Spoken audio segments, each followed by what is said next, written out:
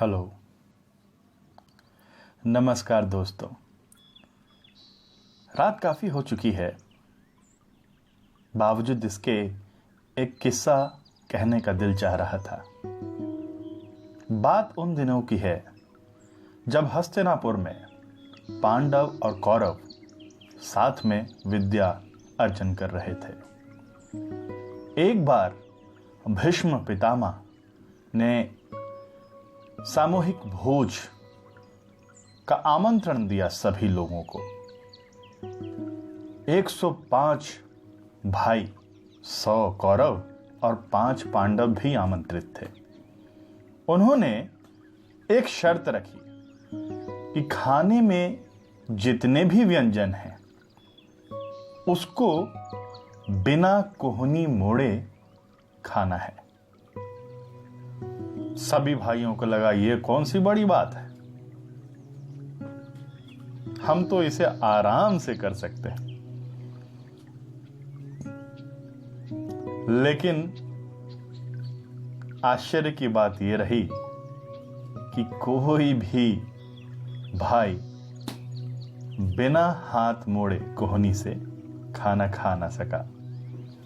कोई पेट के बल लेटकर अपनी जीवा से खाना खाने की कोशिश कर रहा था और कोई अपने हाथ सीधा रखते हुए ही खाने की कोशिश कर रहा था। 105 के 105 भाई प्रयास करते करते थक गए। उन्हें ऐसा लगा कि पितामह ने एक ऐसी शर्त रखी है जो शायद मस्खरे के लिए बस रखती है। ऐसा कैसे संभव है भला कि बिना कोहनी से हाथ मोड़े हुए हम अपना भोजन अपने जिह्वा तक ले जाएं? जब सभी भाई हार मान गए, तभी भीष्म पितामह ने पांडवों के सबसे ज्येष्ठ भ्राता युधिष्ठिर को इस समस्या का समाधान ढूंढने के लिए कहा।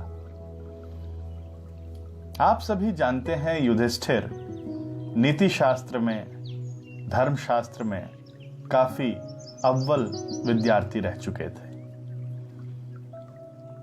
उनके ही ज़हन में ऐसी बात आ सकती थी, ऐसा पितामह को लगता था। शायद ये वो एक उदाहरण प्रस्तुत करना चाहते थे कि हमें अपने नजरिए में बदलाव की आवश्यकता है। खैर, बहरहाल युधिष्ठिर ने इस समस्या का समाधान कैसे ढूंढा, इसके बारे में जरा सोचिए। पांडवों और कौरवों ने कैसे अपने मुंह तक भोजन पहुंचाया होगा, कितना समय लगा होगा भोजन ग्रहण करने में, क्या वो सफल हुए होंगे? चलिए मैं बताता हूं।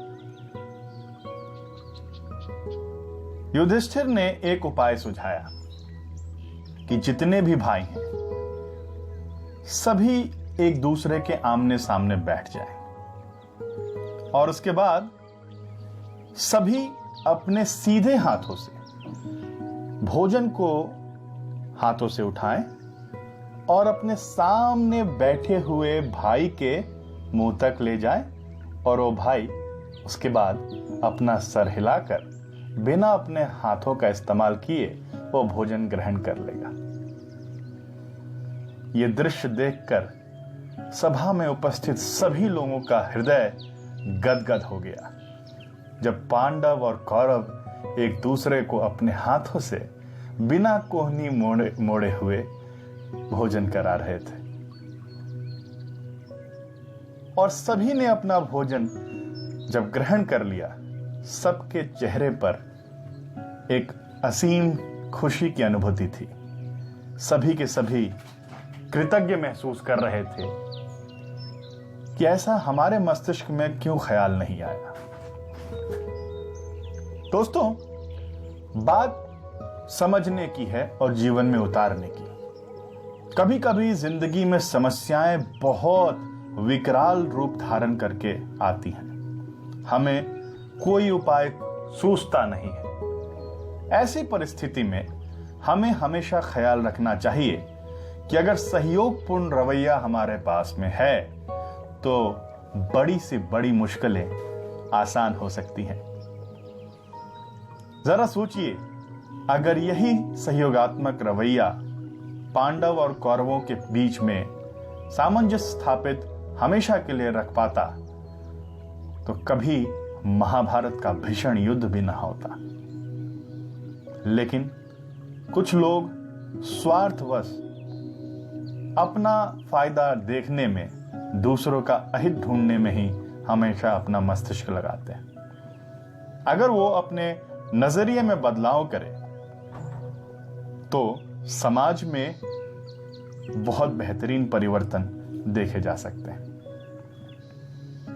तो युधिष्ठिर ने जिस तरह से सहयोग के रास्ते समाधान ढूंढा, हमें भी अपने जिंदगी में ऐसे प्रयास जरूर करने चाहिए। आपको ये कहानी कैसी लगी, आप कमेंट बॉक्स में मुझे लिखकर बता सकते हैं और कहानियों का यह सिलसिला अब निरंतर जारी रहेगा। फिर मिलेंगे। आप सभी को बहुत बहुत धन्यवाद। शुभ रात्रि।